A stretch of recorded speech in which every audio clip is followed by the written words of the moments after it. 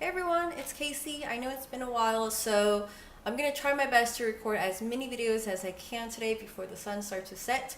So I have my handy dandy notebook and I'm going to talk about, as you probably saw in the title, how I personally found a job in Taiwan. I'm probably going to make this into a three-part video or something like that. You'll see in the titles what I will mention in each video.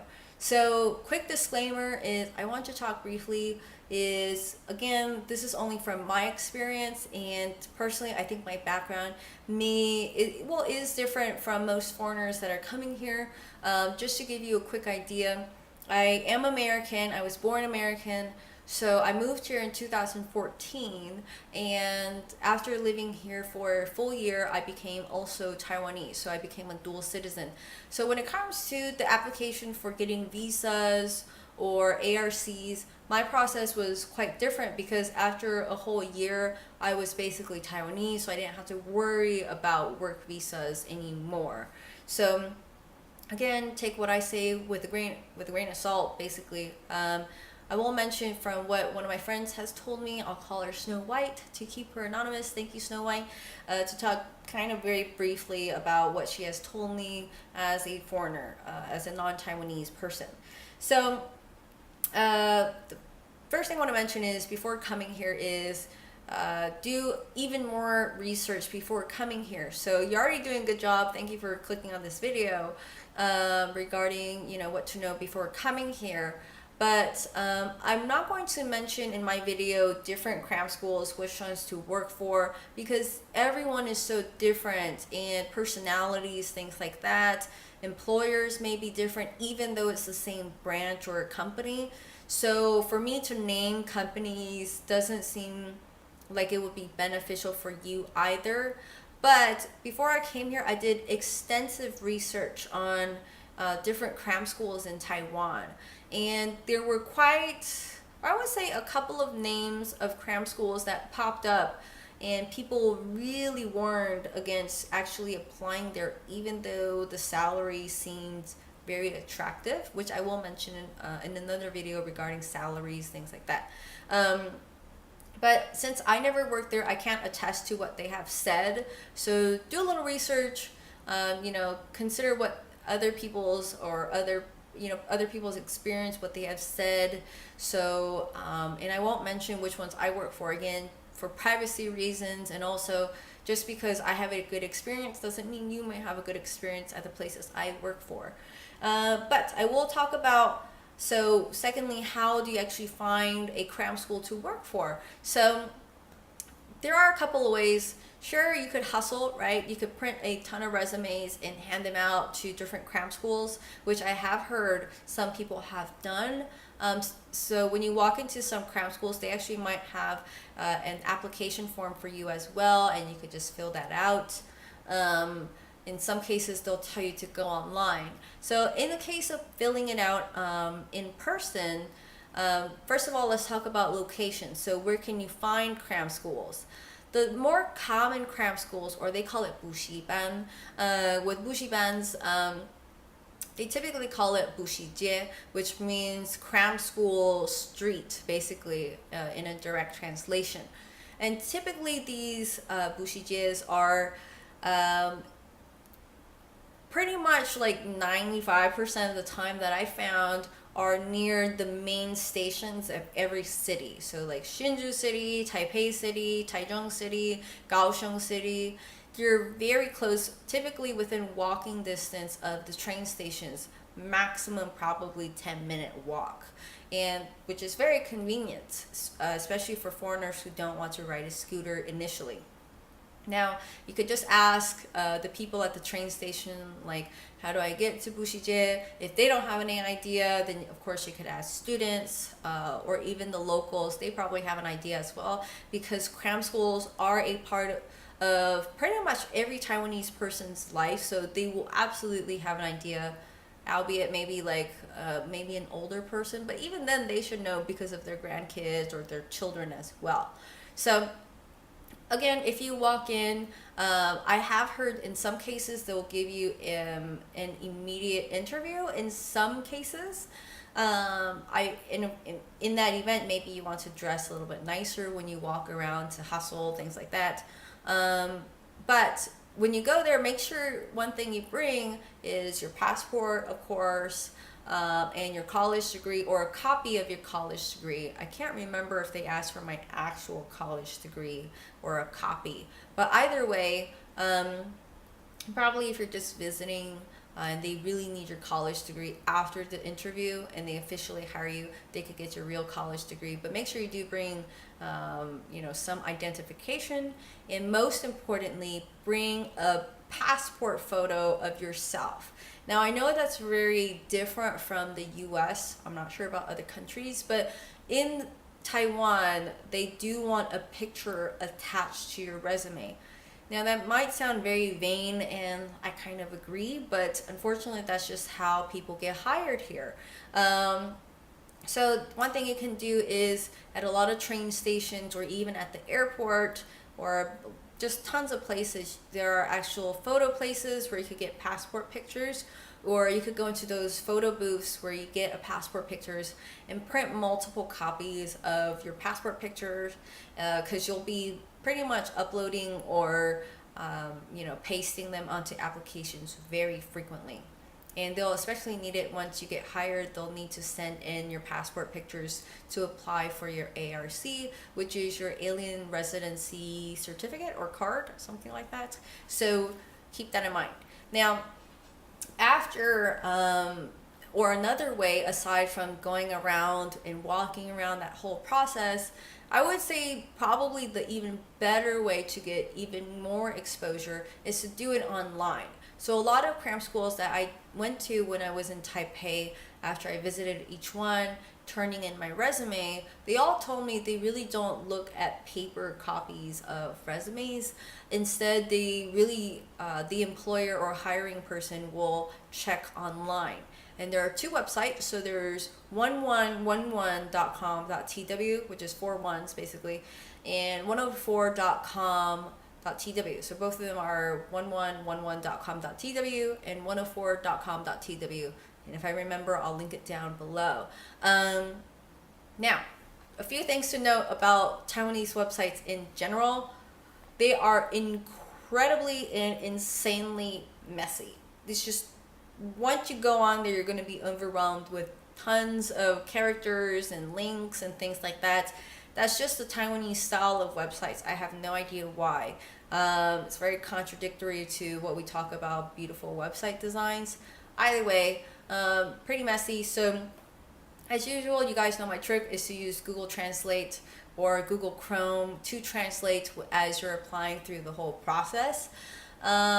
But especially with these two hiring websites, they are insanely jam-packed with drop-down lists or drop-down menus. So I spent a good amount of time by myself, basically dropping down the list, copying everything, putting it in Google Translate, and then trying to delete and find the characters, and then Control F with the characters to find the section I wanted to apply for. All of this kind of mess. So it was rather wild to, navigate through. If you can find someone to help you, please do. It will save you a ton of time. And actually, I was told from my employer, who is also my friend, that actually I applied for the wrong section. So I guess the Google Translate wasn't very clear anyways. So keep that in mind. That's just what's going to happen. So it will take you a lot of time, but it will be worth it. I got contacted very frequently through my email about offers or, basically phone interviews or in-person interviews. Better yet, if you have a phone number, obviously, or better yet, line, which a lot of employers here really enjoy, then maybe get a line account. But of course, if you don't have internet or a phone yet, of course, email is just as fine as well. I think most employers understand for foreigners who are coming here looking for work. Again, you'll also have to upload a copy of your passport photo onto your profile on these two websites. And make sure, please, I hear quite often a lot of foreigners have typos and mistakes in their resumes, so try our best to avoid those because you are kind of teaching English, so grammar seems to be quite an important aspect. So things like that. And of course, for your passport photo, yes, it would probably look really nice if you wear something, a little bit more pleasant, and a little smile wouldn't hurt to look more friendly. And another thing on those applications and also those websites is you will have to actually click your marital status, which is very different from what we learn in the States. They care about if you're single or married, which I agree is very vain and very wrong, but unfortunately that's just the nature of, what happens here. So now a lot of people will typically come here on probably a visitor's visa, and so of course there's a very huge time constraint on finding an employer. So the more you know and research before coming here, the better prepared you are to quickly accept or reject offers that you get. Now, I know there's some people who come here on a student visa. That I'm really not sure about because, I haven't done it in that process. But if you come here on a visitor's visa, typically you get a sponsor, which is basically applying for a work visa for you, and they apply for your ARC for you as well. Okay. Now, I'll talk about contracts and wages in a different video. And I'll talk about, what you have to consider as well. Now, I want to talk about what to bring once you go to the interview. Make sure you, again, bring a passport photo, bring your passport or identification, and college degree probably wouldn't hurt. So if you're not sure, make sure you ask the employer before going there so you don't have to make multiple trips back and forth. Unfortunately, when you come to Taiwan, people are used to going back and forth to places very frequently, but to us it might be even more frustrating because we're not familiar with the place, we don't live here, we don't have convenient transportation, so things like that are very frustrating. So ask more questions just in case. So typically when you go and you're given the okay for an interview, of course dress nicely, but they'll usually give you materials or a topic to prepare for. Typically you'll give a demo to, usually ranging from 10 to 20 minutes. For me, my employers were really friendly. They would ask about myself, things like this. They didn't get too personal, I personally felt, but my employers were also foreigners or dual citizens, so maybe they're a little bit different, but I'm not sure about the typical employer as well. Now, something to note is with cram schools, and I'm not 100% sure because this was recently implemented in Taiwan. It was because of a case around May of this year in 2017.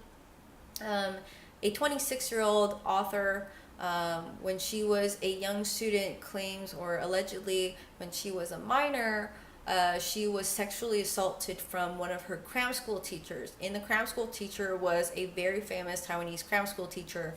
And again, I'm not sure about the cases. There aren't a lot of English reports about it. You could read up on it yourself. Her name is Lin Yihan, and she wrote the novel called Fang Siqi's First Love Paradise, and it talks about allegedly her situation in this whole scandal. So basically this whole scandal prompted Taiwan to care about the safety of their children around cram school teachers. So I agree. I think, we should be, concerned about children's safety. Even though this cram school teacher was specifically Taiwanese and not a foreigner, I think in general, who cares, if you haven't done anything wrong, there's nothing wrong with just providing a criminal background check. Now, what I find interesting is, again, it just was recently implemented, so I don't think the details are refined yet.